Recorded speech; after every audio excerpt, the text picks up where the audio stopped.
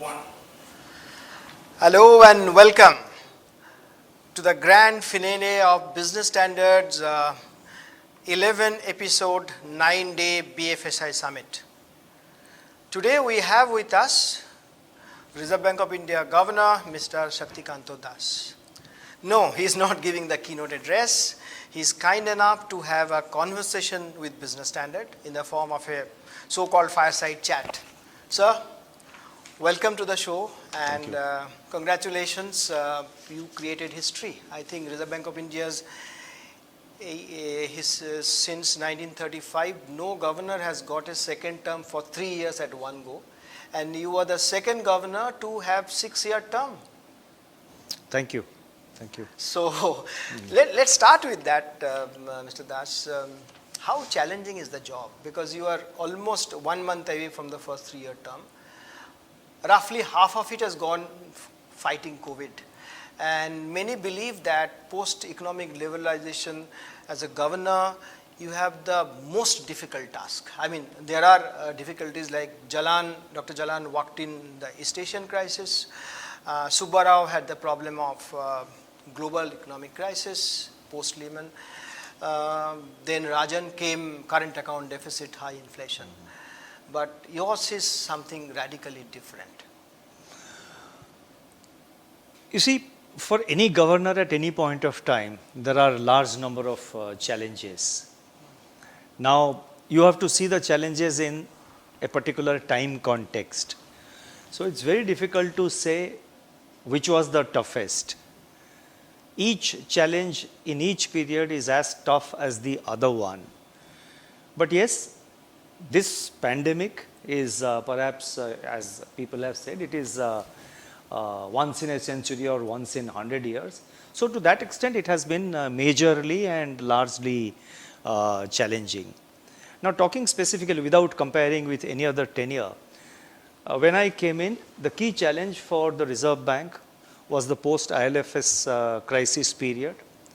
The financial market, the sentiment was quite down, sentiment was quite low. So to bring back that sentiment, the positive sentiment into the financial markets, to bring back normalcy, that was one challenge. Inflation by and large looked to be under, below 4%, around 4% or below. Growth was beginning to slow down. So that is why from the first monetary policy, February 2019, first monetary policy committee meeting for me, we reduced the rates by 25 basis points. So post ILFS scenario, growth slowing down. Growth is a challenge to, overall financial stability. So therefore, RBI from time to time is required to address that particular issue. And then, of course, the other challenges in the banking sector, etc., were there. And then came the pandemic. The pandemic suddenly, without any advance notice, threw up a lot of challenges. And at the Reserve Bank of India, with the cooperation of all my colleagues in the Reserve Bank of India, despite extremely difficult times in terms of restrictions on movements, in terms of need to follow COVID protocol, our effort was to remain as much as possible in sync with the requirements in sync with the challenges and their requirements, and try and be as proactive as possible. So that way, I think so far we have, I think, almost all the measures which we initiated during the COVID times, they seem to have worked, and at least that is our assessment, and I would believe that large number of analysts and experts outside also do share the same kind of assessment. But again, challenges always remain. Even as we are discussing today, the global situation is dynamic and challenges keep coming up. So we have to be, as a central bank, at any point of time, even now we have to be as alert as possible to deal with the emerging and the challenges and the very fast moving global developments. Absolutely, absolutely, Governor. I mean, you said it, the very fast-moving global development. So you spoke about past 3 years, and now let's looking forward. Inflation. Till recently, all the global bankers were talking about, describing a transient. Now the phrase change. They're calling temporary. their approach is changing. You have already announced that from November tapering will start. Of course, Bank of England stuck to the old regime. Till now there is no change. So tell us what's the scene, what's your take on inflation in India? Incidentally, I mean, you have the government ears, sir. I mean, you have been talking about excise duty cut on petrol and diesel. It seems they have listened to you and it's been cut. That's the positive for inflation. That is positive for inflation. In fact, that is significantly positive for inflation. And a number of supply side measures. You see, in India, the inflation originated from the food inflation. It was edible oil, it was pulses, and then, of course, the petrol and diesel prices, they sort of had their impact on various segments of the entire inflation basket. Now, and most of it was caused due to supply side factors. So, supply side factors have been addressed by the government in terms of, particularly with reference to pulses, with reference to edible oil, and now very recently with reference to petrol and diesel. So, all these have augured well for the inflation scenario. So, food inflation by and large looks to be now under control. But again, food inflation always has the uncertainty built around unseasonal rains and unexpected weather events. But having, that is a risk factor, but food inflation looks to be very much stable now.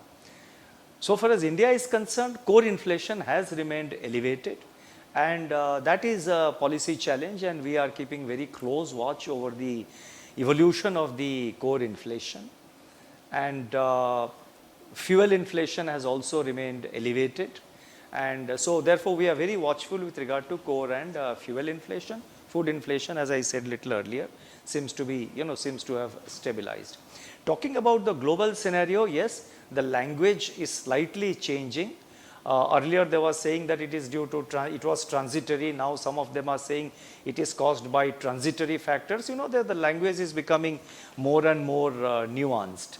So we have to see, we have to wait and see, watch the evolving situation.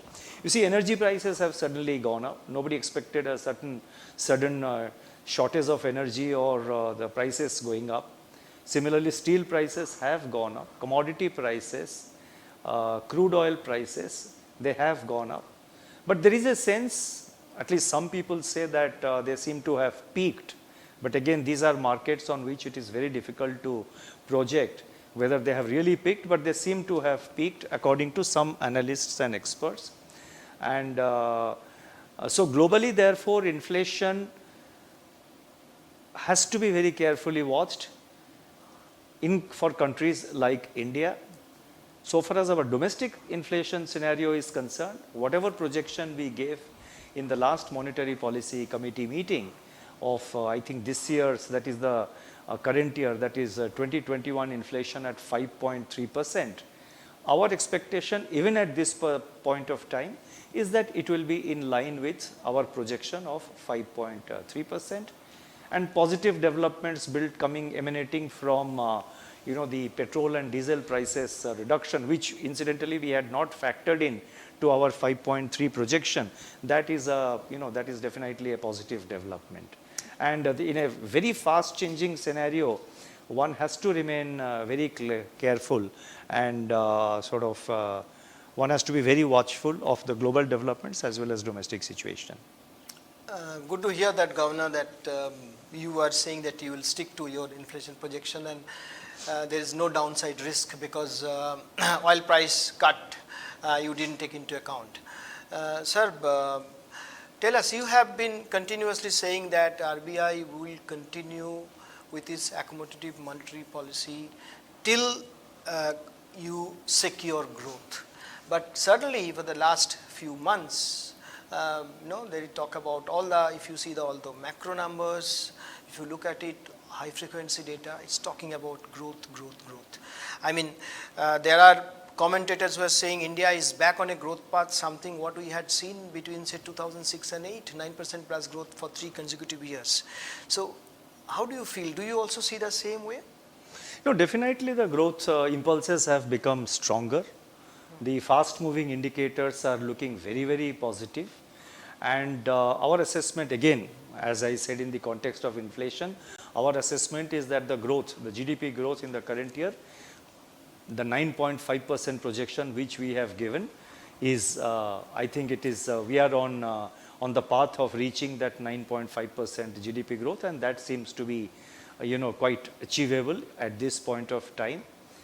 But then there are sort of headwinds originating from the external sector. There are global headwinds coming up with regard to, for example, the growth in the advanced economies, the most developed economy and the advanced economies, the growth which was very positive in the up to the second quarter of this calendar year, they seem to have moderated in the third quarter. The global growth projection of 5.9% given by the given by the IMF, that may or may not be achieved. I think the global growth there is a possibility that it may undershoot that 5.9% target, mainly because of factors like shortage of semiconductors, shortage of shipping facilities, shortage of ships, shortage of containers, charges around of the freight costs and the container charges have gone up, and input costs have gone up, commodity prices have gone up, and COVID still remains quite high in many in many Asian countries as well as in many European countries. So therefore, global headwinds are very much there so far as India is concerned, but India's growth impulses are strong, and 9.5% for the current year should be achieved as it looks today. Sir, I mean, from our conversation, I get a sense that you would take some time to unwind. Tell me, I mean, aren't you afraid of repeating the same thing what happened during Dr. Subbarao's regime, taking the baby steps, and it was too little, too late? You see, hindsight knowledge is always easy. And so, I mean, I'm not entering into a debate, but it's always easier to say things in the hindsight. So I'm not commenting on what happened earlier, but I think our action is very much in sync with the evolving situation. And I have said it in my last, in the last monetary policy statement, I have said it that we are sort of rebalancing the liquidity which is available in the system. And also this concept of unwinding, I think that is a much misunderstood concept. So unwinding means what? I mean, you had rolled out a carpet, you are rolling it back. It's not, so simple kind of an approach of sort of unwinding, giving out something and rolling it back. While we were announcing all these measures during COVID time, we were always constantly assessing the downside risks, the possible fallout, and to the best of our ability, we have always built in provisions to see that they have, they are given out for a finite period, and they automatically start, they start getting, they sort of get rebalanced to the original situation. The term normalized is what you use. I am not using the word normalized. I am using the word rebalancing. Now, for example, the liquidity, which we injected into the system, the LTRO, the TLTRO, or for that matter, the CRR reduction, most of it have a sunset date. CRR was given out for 1 year. It has ended. So that much liquidity has come back from the system into the RBI. That much of liquidity is outside the system liquidity. LTRO, we gave, I think, initially for 3 years. Then TLTRO, we gave for 1 year, we gave for 3 years. So out of the total liquidity which was injected during the pandemic times, a large part of it has already come back to the RBI. Incidentally, the first one which we announced, I think in February 2020, 1 lakh crore of LTRO, about 98 or 99,000 crores of that liquidity has already come back to the RBI. So whenever we injected liquidity, there was a sunset clause, and that it was for a finite period, and it has come back. What sort of added to the liquidity situation was the inflow of foreign exchange. Now, obviously, to prevent prevent excessive volatility in the forex market, the RBI has to sort of intervene in the forex market from time to time. As a result, that has added lot of liquidity into the system. And I have announced it in in our monetary policy statements earlier through the the variable rate reverse repo auctions, 47 days the fine tuning operations. Sometimes we make it for 3-4 days, the fine tuning operations, or the 7-day variable repo rate auction, the VRRR as I call it, 7 days, 14 days, 28 days. So through that, about 7.5 lakh crores is what we have notified, and against that I think almost about little less than 7 lakh crore is what is coming to us through the reverse repo window. So the liquidity is getting rebalanced, and the liquidity we have ensured in the system is basically a reflection of the monetary policy stance of accommodation. As long as the monetary policy stance is an accommodation, we will have to see that the liquidity is in surplus, but the excessive liquidity, as some people call it, we are trying to rebalance it in sync with the evolving situation. Fair enough, sir. You are soaking up liquidity through different ways, and since the last monetary policy, the short-term rates have gone up. Be it CP, CDs, treasury bills, all have gone up. Also, you have stopped that GSAP. There is no more GSAP thing and all. So, is this a new reality now? I mean, you are not raising rates, that's fine, but this is the way to actually, to quote you, bringing back normalcy. You are not very comfortable with the term unwinding, so you said something else. Or is this the way? Like we'll not see, we'll find Reserve Bank of India just watching, but short-term interest is going up, GSAP is not happening. That's the way you forward? See, so far as the rates are concerned, the overnight money market rates, including the tripartite repo and the the tripartite repo, or the overnight repo, etc. They are hovering around the reverse repo rate of 3.35%. The weighted average reverse repo rate is of course little higher, but all the overnight money market instruments are hovering around the reverse repo rate, as I mentioned, at 3.35%. So far as the 7-day or 14-day or 28-day reverse repo are concerned, we are now letting the market function, let the market determine what is the yield. So we are not sort of doing the kind of active interest rate determination as we sought to do last year through GSAP and through sort of explicit statement that mainly through GSAP. Now we are letting the market to function. So therefore, you would have seen that this has brought in a lot of orderliness into the market. Even in the GSEC segment also, we are letting the market to function, but that doesn't mean that we will just we will accept if suddenly the interest rates go up very steeply. But by and large, the market evolution of the interest rates, even in GSEC market, they seem to be quite orderly. They did go up in between. Let's say, for example, the 10-year benchmark security went up to about 6.39, but they have again come down to 6.3, 6.31, 32, like that.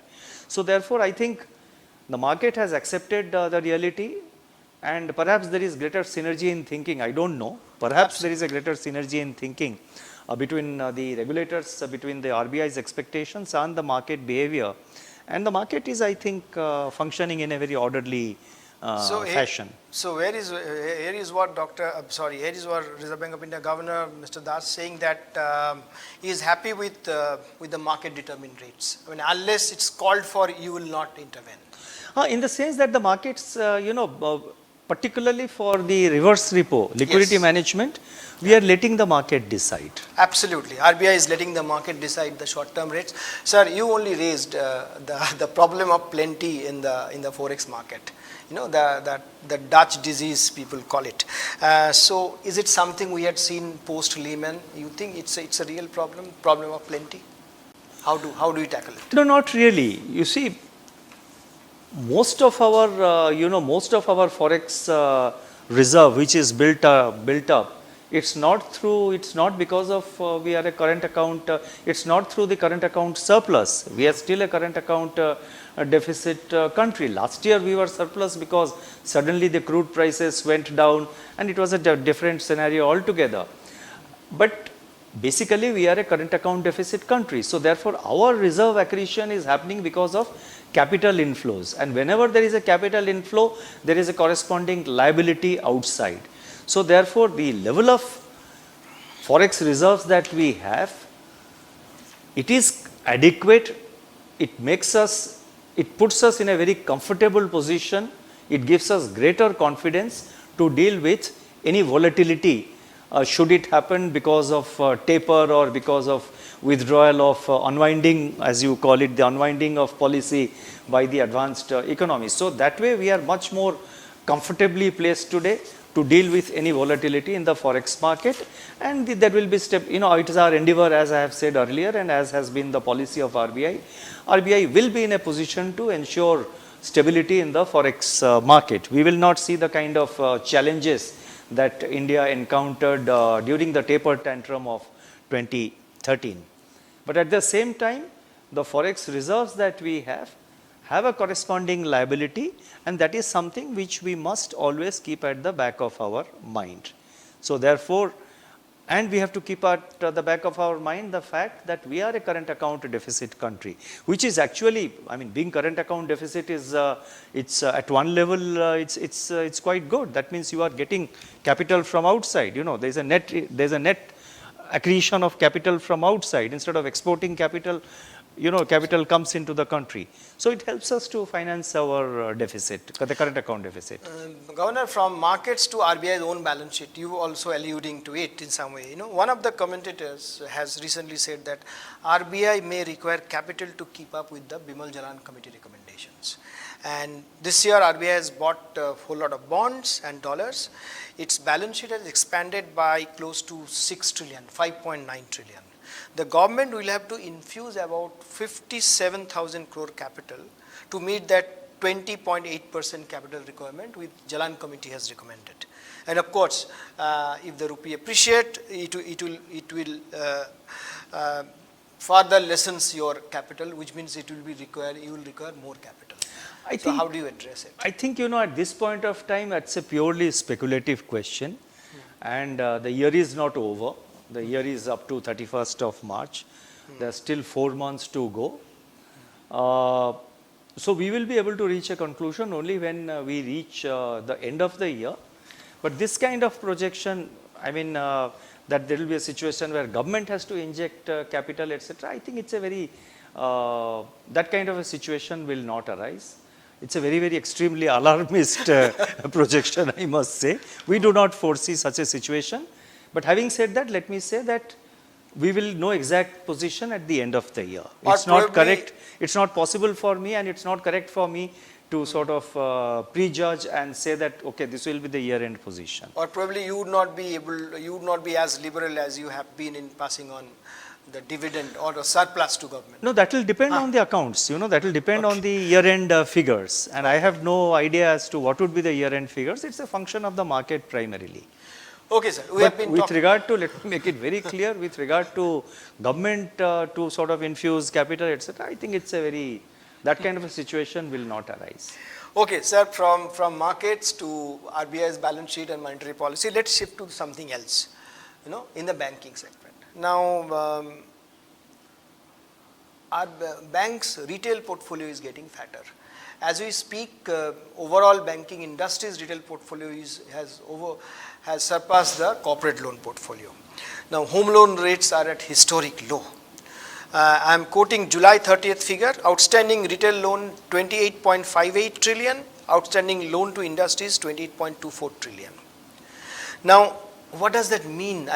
then where do the corporates go? I mean, is it you think that we have enough deep bond market which can cater to the needs of the corporate world, like the developed markets? That's one side of the story, and the other side of it, sir, there is so much of focus on retail. At this point of time, home loan rates are at its historic low.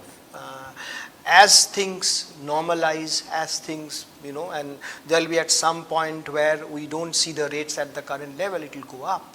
So do you see that the banks are staring at sort of the risk of rising defaults in the retail case? There are two parts of my question. You see, the loans will go where there is a demand. So obviously at the current juncture, there is a demand for housing loans, and that is primarily emanating from the revival of the real estate sector because of the liquidity and other rate reduction which RBI has done. And there is a growing appetite for, especially one of the fallouts of the pandemic, that people are now wanting more space in their homes because they realize that there will be a lot of time where they have to work from home. So therefore people are looking for slightly bigger places in their residential accommodation. So there is a demand, and loans will go to the sector where there is a demand. Second point I would like to mention is that, again, because of the the liquidity that we have made available to the system because of the reduction of policy rates by RBI, the retail housing rate, the housing loan retail rates, interest rates are at an all-time low, and that is also really fueling a lot of, that is also not fueling, but that is also incentivizing a lot of borrowers to avail housing loans and sort of buy bigger houses, bigger flats or bigger accommodation than they have. And this is the right time for people, people have chosen those who do not have a housing property, they like to go for some facilities. So therefore, basically, there is a demand coming up from the housing sector, which is in turn driven by the liquidity situation and by the interest rate situation. That is fueling some amount of demand for loans. And the retail sector or the real estate sector has also is sort of is witnessing some growth. So therefore, as to repeat again, first, loans will go where there is a demand. The demand is coming from the housing sector, and the reasons I have explained to you. The second thing is that while the banks sanction loans, obviously the risk pricing has to be done very carefully. It is for every bank or for every financial institution like NBFC or anyone else. When they sanction loans, they have to see their total loan portfolio and what percentage is going into retail, and out of that what percentage is going into housing retail and what percentage is going into other segments of the retailing market. So based on that, each bank has to do its own due diligence and has to determine its own risk appetite and has to do its own risk pricing. So therefore, it is a function of risk pricing of the banks, and whether the retail portfolio is becoming unduly excessive in the total loan portfolio is something which the risk management committee of the banks will have to really determine. And in my interaction or in RBI's interaction, in fact, this is one point which we have been stressing time and again, even in the recent, on the 2nd of November, we had an interaction with all the bank CEOs, both public and private sector. And again, we have stressed upon this issue that the risk assessment, the risk management of the banks need to be very sharp, and it is for the banks to do their appropriate risk pricing. What percentage of their loan portfolio, loan book should go for retail, and within that what percentage should go for housing is for the bank board to decide, the bank board to apply its mind and do the risk pricing. So, and my sense is that the banks are very much aware of this aspect, and they are accordingly pricing the risks and accordingly they are regulating the loan disbursements. So far as corporate loans, you said you cited a figure whereby the corporate loans are almost the same as the retail loans. Now, so far as the corporate loans are concerned, at the moment you are right, the demand for bank credit from corporate sector is not as robust as one would expect. Now, there are two sides, there are two aspects in this. One, over the last 1 year or so, the corporates have accessed more funds from the bond market. They have gone for more number of bonds, debentures, commercial papers. So they have accessed market resources more than bank funding. And I think that is a very positive development. All these years we have been saying that the corporate bond market is not growing.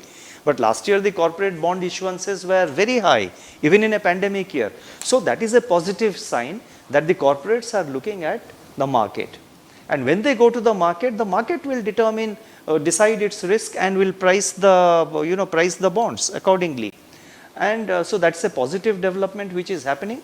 So far as bank credit is concerned, our interaction with the banks show, and I think you have sessions coming up with eminent bankers immediately after this session. In fact, I must compliment you for over the last few days bringing together experts from so many aspects, from so many segments of the overall financial sector, and bringing all the experts and having this discussion. So the group of eminent bankers who are, leading bankers who are participating in the subsequent session today, you can check with them. Our sense is that next year, there are signs of investment pickup. There are signs that the demand for bank credit will pick up from next year onwards. And this is a feedback which I have got from the banking sector. And that is our, that is our understanding also. But again, time will tell how it plays out. Okay. So therefore, I think overall what I would say is that I said three things. One, I said that RBI's policy and the overall situation has triggered growth of housing loans, which has really helped the real estate sector. Number two, the banks are doing and they need to focus more on risk pricing of retail loans and housing loans and automobile loans and the others. And third, if the corporates are going to the bond market, that is a positive sign. And fourth, bank credit, especially investment credit, demand from the corporate and industrial sector is expected to pick up from next year onwards. That's what RBI governor is saying, that demand for corporate credit is expected to pick up from next year. Good to hear you, sir. Tell us, from corporate loan to corporate entry into banking. It's almost about a year RBI working group spoke about corporate entry into banking, but you are keeping quiet. So now your second term is coming up, months down the line. Do you see any development? No, I'll explain. You see, we got the committee, the internal working group gave more than 30 recommendations, more than 30 recommendations. And we have got, hundreds or perhaps more than 1,000, 1,000 responses which have come to various aspects of these 30 odd recommendations. And each of those recommendations and the inputs will have to be very carefully examined. Other things have also kept us busy, particularly in the regulatory side. We had a list of agenda items which had to be attended. For example, in the Urban Cooperative Bank, we came out with certain set of guidelines for governance, for certain other regulations we have come out with. Recently, we came out with the scale-based regulation for the NBFCs. We have also come out with a governance a set of governance guidelines for the scheduled commercial banks. And so this is one thing, the internal working group's recommendation. It is under examination. And I mentioned the complexities involved in terms of the number of inputs which we have received, the number of recommendations. We are examining it, and we will it is under examination, and we will decide on it going forward. Okay. Sir, what about the normal banking license? Because there are license seekers, and you have opened the window for universal bank. 2015, the last time 2 banks got license. Then you gave the payments bank and small finance banks. When after that lot, at least 2 small finance banks got licenses. But RBI is not moving, pushing at all for the new bank licenses. So do you think that we don't need it at this point of time? It will take some time, or what is the regulator's point of view? You see, we have received number of applications for setting up scheduled commercial banks. We have put out the list of applicants in the public domain. It was released, the list was released some time ago. Yes. And as you know, we have got an external advisory committee under the chairmanship of the former Deputy Governor, Ms. Shyamala Gopinath. So all those applications which we have received, whose list has been put out in the public domain, they have been referred to the external advisory committee. And as soon as we get the recommendations of the external advisory committee, we will take a decision. The sense I have is I am given to understand that the external advisory committee is having, they have been meeting periodically and they are evaluating the applications. And as and when we get the the recommendations of the external advisory committee, we will scrutinize them and take a call. It is on tap. Anybody can apply for a bank license at any point of time. They have to be examined from the point of view of the fit and proper criterion which we have. So you don't have any time frame in mind, right? No, we don't have any time frame, but usually, typically, if you see, it takes something like 6 to 8 months at least, because you are, it is not just in-house work. You depend on inputs from lot of external, various external authorities and agencies. We get inputs from them. So we have to follow it up with them. We have to get their inputs. Sometimes if their inputs do not give the full picture, we again write back to them. And we have to basically do the fit and proper test for individual applicants. And the individual applicants would have a banking history, would have a business history. So we have to go into all that. Sure. Sir, Governor, talking about digital disruptions. No, fintechs are challenging the banks. Even some of the platforms are raising deposits on behalf of the banks. I can put in money for a bank deposit, but on a platform. So I have two questions. Do you think? What is RBI thinking? Is it a threat to the traditional banks? Even to some extent, there could be threat to financial sector stability. That's one part of it. And other part is this, I am taking the liberty because you are a very liberal governor, you believe in consensus approach, you encourage questions. So is RBI well equipped to No, please ask me the most uncomfortable question. I have no issues. Sir, but does RBI need kind of, put its house in order and relocate it about its capability of managing this new digital world? You see, we have set up a department of fintech in the RBI I think about 2 years ago. In the Department of Regulation, we have enough capacity. And as a part of our Utkarsh 2022, we have a roadmap for augmenting the skill levels and augmenting the staff in the RBI. It's a continuous process. We keep on evaluating the required skills and whether we have them or we need to, train our people in new skills. We keep on evaluating whether we have adequate number of people, and we we keep on recruiting the people. For example, in the Department of Supervision, we have substantially augmented the staff. Similarly, in fintech also, we have set up the fintech department, and we are working on, augmenting and enhancing our skill sets. So RBI is well equipped, and RBI will be able to deal with the situation. But purely from a regulatory and supervisory perspective, the digital world is constantly throwing up new issues and new challenges for the regulator. And you mentioned about banks collecting deposits through certain digital platforms, etc. That's a new regulatory, that's a kind of a new activity which has now come up. So from the regulation point of view, we are studying that model, and certain activities even now the banks are permitted to outsource. So we are studying that business model. We are studying what kind of agreements are there between the banks or the small finance banks on the one side and the digital platforms or the digital players on the other side, what kind of agreements they are entering into, and what kind of regulatory challenges they have, whether in any manner the integrity of the financial sector, the integrity of the banking sector or the financial sector, you refer to financial stability, whether the integrity of our financial sector and the stability of the financial sector, whether that has any possibility of getting underlined. So at the moment, it is, we are examining it very closely, and if required, I am saying if required, RBI will come out with additional regulatory guidelines.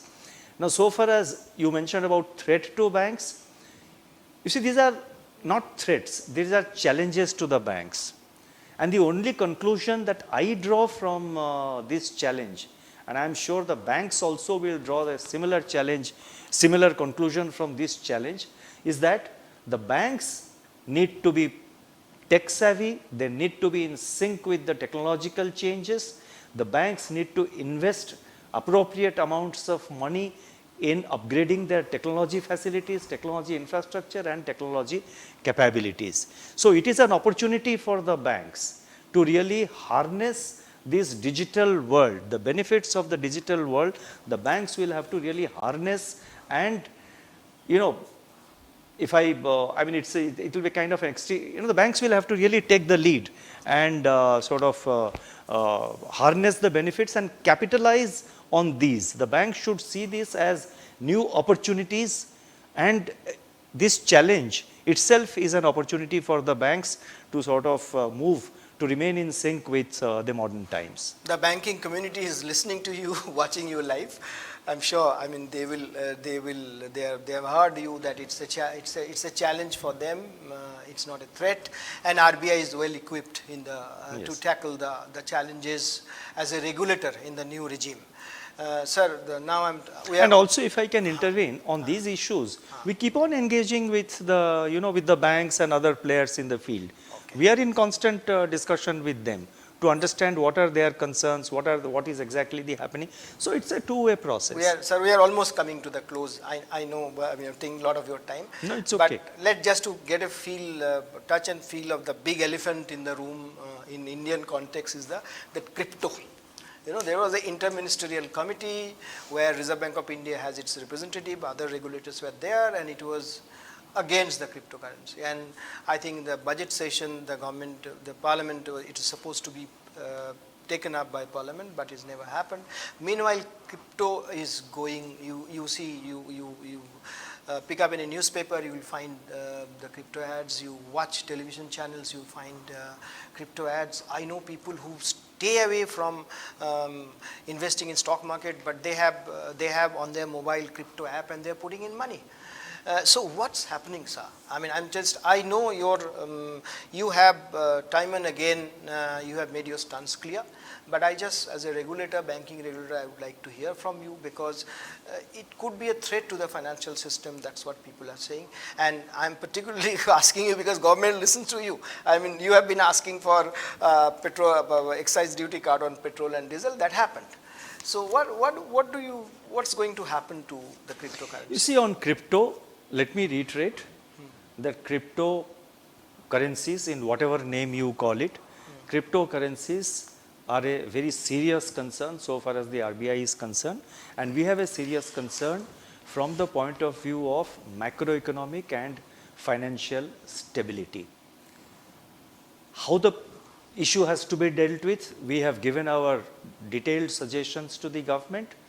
As far as I know, the matter is under active consideration of the government, and the government will decide.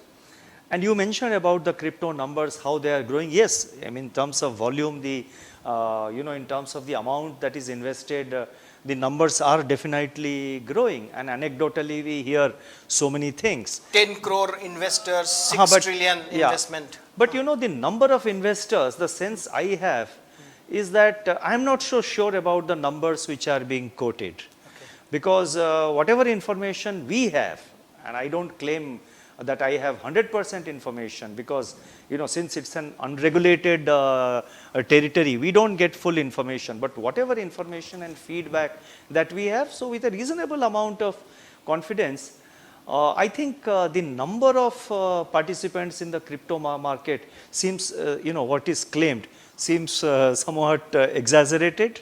And another interesting thing is about bulk of the investors.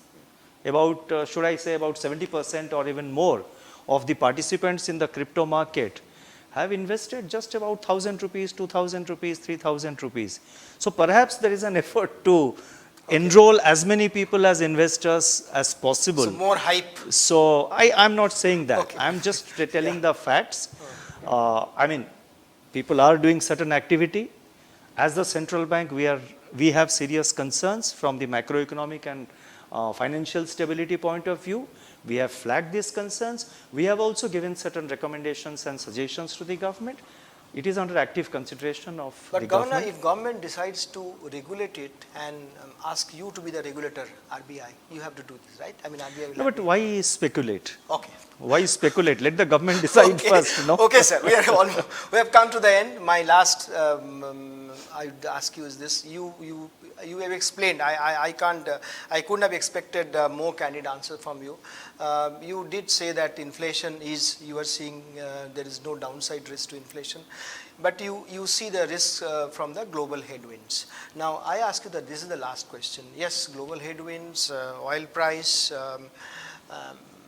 Inflation, etc. But what else?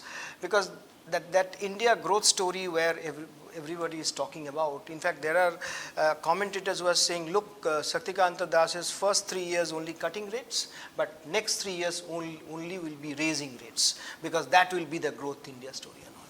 So, is there any other challenge when is there? I mean, do you lose your sleep? I mean, you don't, because you always look fresh. But but is there anything that keeps you awake apart from the oil price and global headwinds? Anything else which can derail our growth story? No, I get a good night's sleep because if you're going out to bat the next day, you must have a good night sleep.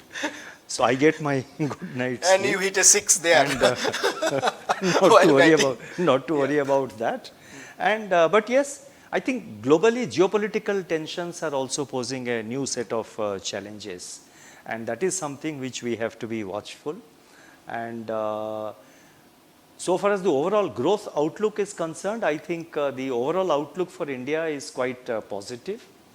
The initiatives taken by the government with regard to the PLI scheme or the significant enhancement of the allocation for infrastructure spending, or for that matter the privatization of the Air India and the announced the intended privatization of two public sector banks, then certain structural reforms, certain major reforms in the taxation side, the resolution of the crisis in the telecom sector. I think all these put together, they augur well for India's growth story. And so I see a very positive outlook so far as India's growth is concerned. RBI plays only a supporting role for the growth story. I mean, it is government has to be at the forefront, and all these measures which government has announced, I think they are beginning to bear their results. So we will remain watchful. There are challenges. There is no room for complacency whatsoever. When I say that our growth outlook is very positive, and I am very optimistic about that. I am very optimistic about that. At the same time, there is absolutely no room for complacency. Things can change overnight. COVID uncertainty still remains. Large number of people are still infected due to COVID in the country of its origin and in several Asian countries and parts of Europe and even in United States. The COVID numbers are fairly high. COVID uncertainty still remains. Global headwinds still remain. In India, the vaccination has gathered momentum, but there are other challenges. So therefore, there is absolutely no room for complacency. But overall, I think the outlook looks quite positive so far as India is concerned. Thank you, Governor. That's the quintessential RBI Governor, Shaktikanta Das, extremely confident now, which was not the case even 3 months back. Extremely optimistic on growth, but he would not let his guard down. In his own language, there is no room for complacency. RBI will remain watchful. There are issues, there are concern, global headwinds, which can play the spoil sport. But as of now, as we speak, I think we heard, we have seen a governor, after a long time, I would say, exuding so much of confidence and optimism. Thank you, Governor. Thank you, and thank you to all the viewers, and my best wishes to all of you. Thank you. That brings us to the end of the first part of the grand finale.